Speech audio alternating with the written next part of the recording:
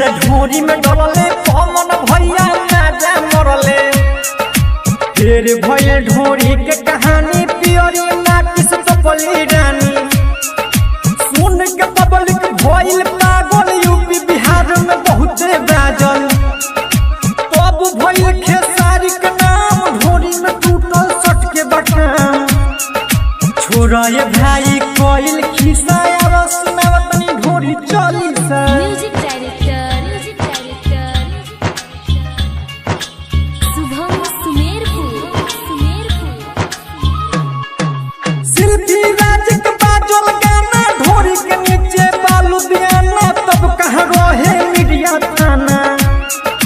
जब अवधेश प्रेमी आइल लोकेशन से ढोरी खूबे खो जाइल। प्रमोद प्रेमी चढ़े लागल ढोरी में पानी ओरे लागल।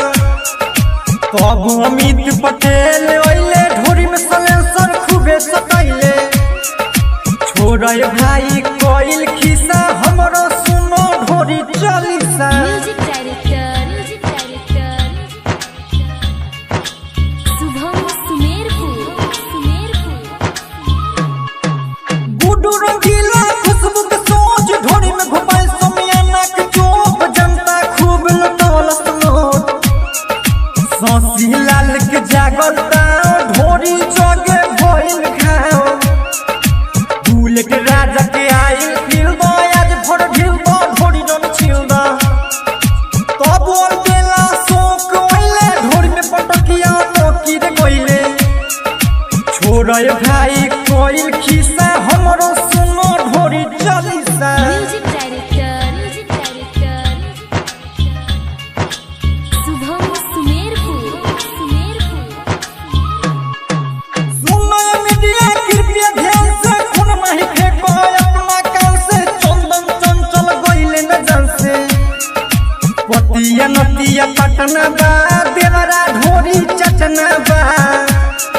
बनावन न्यूज के बहाना कर सोनू सनेहिया न दवा माना। पंकज भैया साथे बा कहे कलू ठीक बाते बा। छोरा भाई कोइल खिसा हमरो सुनो ढोरी चली सा। रिकॉर्डिंग बाय राजधानी स्टूडियो साहेबगंज।